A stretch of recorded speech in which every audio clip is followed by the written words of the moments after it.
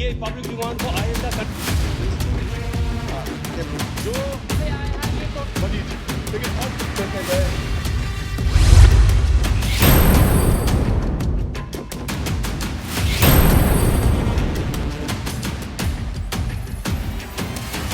तो ब्रेक के बाद एक बार फिर से आपका स्वागत है और कुछ ही मिनटों का फासला रह गया है जब मुख्यमंत्री ओमर अब्दुल्ला विधानसभा में बजट पेश करेंगे, बजट टेबल करेंगे। लेकिन उससे पहले हम चर्चा ये कर रहे हैं, समझने की कोशिश कर रहे हैं कि ये बजट आम जनता के लिहाज से किस तरह का रह सकता है, क्योंकि 7 सालों के बाद चुनी हुई सरकार अपना बजट पेश करे। इससे पहले तक 6 बार जिस तरह से केंद्र की तरफ से जम्मू कश्मीर को पैसा आवंटित होता रहा, उस पैसे का किस तरह से उपयोग किया गया, उस पैसे को कितना खर्च किया गया, इकोनॉमिक सर्वे की रिपोर्ट बीते कल पेश की गई, ये तमाम चीजें हो चुकी हैं। लेकिन अब आवाम इंतजार करें, सीधे लिए चलते हैं जम्मू कश्मीर असेंबली की तस्वीरें आपको सीधे तौर पर दिखाते हैं क्योंकि 11 बज चुके हैं और इस वक्त सीएम उमर अब्दुल्ला सुनिए।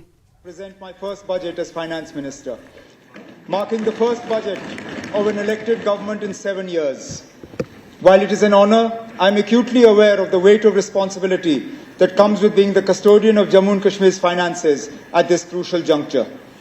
This budget is more than just a financial statement. It is a roadmap for a new and prosperous Jammu and Kashmir, reflecting the aspirations of our people and laying a strong foundation for economic growth, social progress, and sustainable development. As we navigate challenges and embrace new opportunities, I seek the unwavering support and active collaboration of every honourable member of this august House. Together, transcending political differences, we must unite to fulfil our shared commitment to building a stronger, self-reliant Jammu and Kashmir, working for the greater good of our people.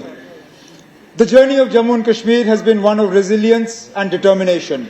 Our government is committed to transforming Jammu and Kashmir into a modern, progressive and economically vibrant region. Our government endeavours to frame a roadmap to reclaim the prudence, sagacity and self-confidence which have been the cornerstones of our identity for generations. Our challenges are vast and our limitations are many. But we must collectively pledge to confront these challenges head-on with unwavering resolve. I have endeavoured to prepare this maiden budget as a true reflection of the dreams of our people, the needs of our future generations, and the aspirations of every citizen of Jammu and Kashmir. I once again express my gratitude to the people of J&K for their enthusiastic and confident participation in the recent assembly elections. The unprecedented voter turnout is a clear testament to their unwavering resolve to move beyond the shadows of past turmoil and actively contribute to the journey of development and progress. By granting us a strong mandate, they have entrusted us with the responsibility to serve them. Today, they look to the government with renewed hope and expectations for an environment that fosters political empowerment, meaningful employment, sustainable development, social inclusivity, and robust economic growth. I assure them that we will serve them with sincerity and fulfill their aspirations for a prosperous and thriving Jammu and Kashmir.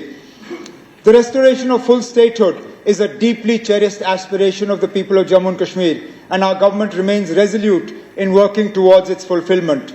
My government is committed to strengthening grassroots democracy by empowering Panchayati Raj institutions and urban local bodies, which play a crucial role in local governance and development. Our government is committed to holding elections to these bodies, reinforcing our commitment to accountable, inclusive, and decentralized governance for the holistic development of Jammu and Kashmir. This budget emphasizes inclusive growth, fiscal prudence, and strategic investments in infrastructure, agriculture, industry, healthcare, education, and digital governance. We are focused on bridging regional disparities, empowering youth and women, and fostering a business-friendly environment to attract investments and innovation to ensure this budget truly reflects the aspirations of our people. We engaged with elected representatives, industry leaders, and key stakeholders, incorporating their insights to create a people-centric roadmap for a better quality of life for all. We have also set new standards of engagement with and feedback from people's representatives by directly engaging with each member of this august House in the budget consultation process. Jammu and Kashmir is at the threshold of a new era of peace and prosperity, with a semblance of normalcy returning after over 3.5 decades of turmoil. This improved environment is contributing to economic progress, with J&K's economy expanding from 1,64,103 crores in 2019-20 to 2,45,22 crores in 23-24. In 24-25, the primary, secondary and tertiary sectors are projected to contribute 20, 18 and 61.7% to GSBA respectively. It is a testament to the strong foundations laid by the leadership of J&K that despite its geographical challenges and multi-decade turmoil, the social economic indicators continue to remain robust. I am confident that J&K will emerge as a leading region in development, playing a vital role in our vision of a developed India by 2047. Because of our historical challenges of high committed expenditures and limited revenue streams, Jammu and Kashmir has been facing consistent fiscal stress. Own tax and non-tax revenues cover only 30% of revenue receipts and 25% of budgetary needs.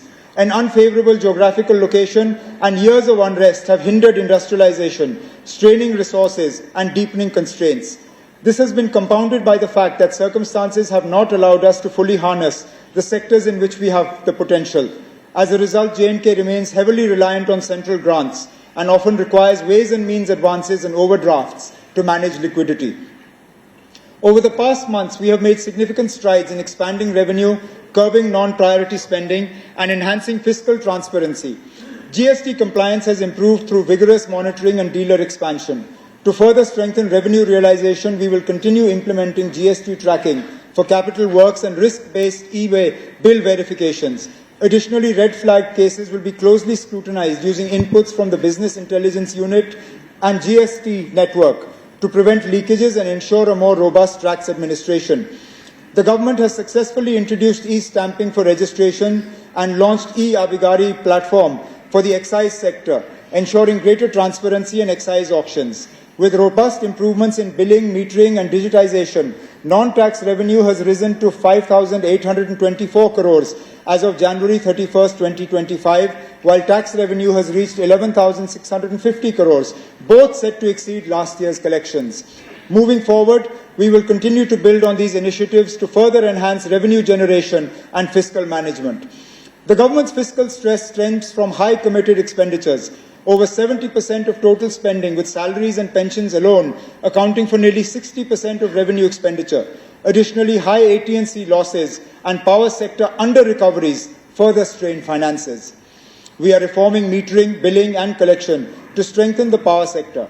Under-recovery has dropped from 6,552 crores in 22-23 to 5,244 crores in 23-24. with a target of 4,200 crores in 24-25.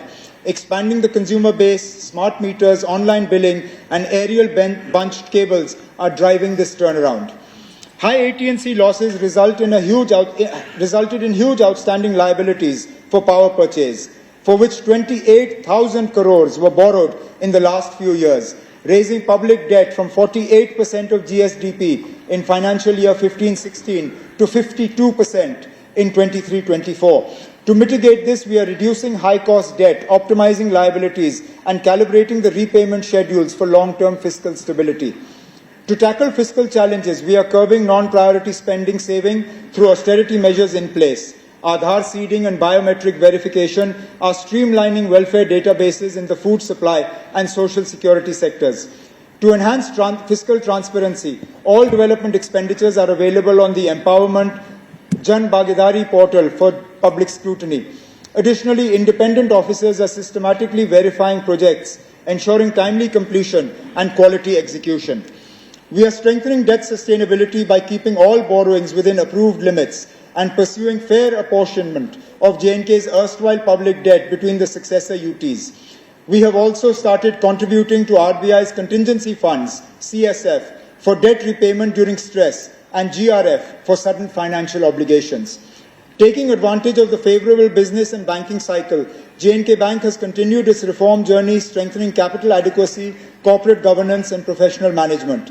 These efforts have revitalized its financial health, with operating profit expected to rise to 2,100 crores this year from 1,760 crores last year.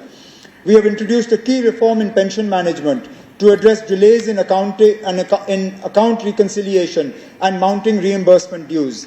J&K government now ensures timely pension reimbursements to J&K Bank with zero dues from July 2024. These reforms will continue to drive efficiency and transparency in pension management. We are strengthening fiscal discipline by curbing the reliance on hundis and overdrafts. Improved liquidity management has significantly reduced the government's need for ways and means advances or overdrafts. This budget lays the foundation for a fiscally prudent development path. Given the favourable fund-sharing pattern of centrally sponsored schemes, we are making full use of the opportunity through faster execution, timely submission of UCs, and proactive engagement with central ministries. As a result, CSS receipts have risen sharply from 5,997 crores in 22-23 to 10,324 crores in 23-24, and we aim to sustain this momentum. Additionally, we are enhancing the efficiency of development spending and promoting private sector participation to complement government finances and accelerate J&K's growth trajectory. Jammu and Kashmir continues to face significant infrastructure deficits in areas like road connectivity, water supply, sewage, tourism, and power.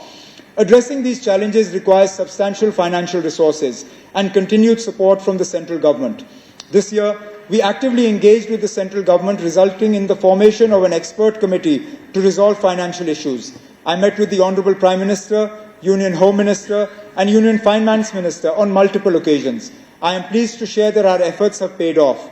The central government has approved special assistance for J&K and will support fiscal reforms to enhance revenue and expenditure management. The budget for J&K Police, which was around 11% of our allocation, has been migrated to the MHA budget from 24-25 onward. In addition to this, J&K will receive an extra 5,000 crores in grants from 24-25 and 25-26. I sincerely thank the Honourable Prime Minister, Union Home Minister, and Union Finance Minister for their unwavering support in strengthening J&K's fiscal health and realising its vision for growth and prosperity.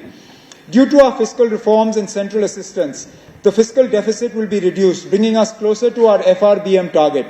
Jammu and Kashmir's economy is projected to grow at 7.5% in 24-25, with an estimated GSDP growth of 9.5% in 25-26. This momentum will be driven by strategic policy measures, infrastructure development, and business-friendly initiatives. Good governance is key to a prosperous and inclusive future. Prioritizing transparency, accountability, and citizen participation, we are empowering local communities and ensuring equitable resource distribution. Digital governance, streamlined public services, and socio-economic initiatives are strengthening public trust and accelerating development. To ensure prompt and transparent public service delivery, the Jammu and Kashmir Public Service Guarantee Act was enacted by our government in 2011. Today, J&K leads in digital governance with 1,166 online services on the e-Unnat portal and over 500 e-services integrated into the rapid assessment system. 387 services are under PSJA, GA, and 104 services linked to the DigiLocker for secure and accessible documentation. Our government is committed to transparent and efficient grievance redressal through the J&K Samadhan and Rabita platforms in collaboration with BIS AGN. These initiatives provide auto-routing of grievances, multilingual support, mobile app access, an appeal system, real-time tracking, and feedback analysis. A toll-free call center, 1905, ensures accessibility for all citizens. The Rabita initiative allows direct public grievance registration through the Chief Minister's Public Services and Outreach Office, ensuring swift resolution. These efforts strengthen citizen engagement and governance transparency, ensuring every voice in Jammu and Kashmir is heard. Jammu and Kashmir ranks high in the SDG Index 23-24. To further improve our SDG ranking, our government will strengthen data-driven monitoring, improve resource allocation, and implement evidence-based policies. We are committed to aligning the budget with SDGs and advancing outcome-based budget and monitoring. Our government is committed to fully implementing direct benefit transfer to eliminate leakages and ensure 100% Aadhaar seeding for timely fund transfers. To address delays in old age, widow and disability pensions, we are transitioning to an Aadhaar-based payment system in phases, ensuring efficiency and transparency in welfare distribution. Agriculture and allied sectors are crucial for the livelihoods of most of our population. Our flagship Holistic Agriculture Development Program, or HADP, with 5,013 crore outlay, until 27-28 is reshaping subsistence farming into a commercial agri economy.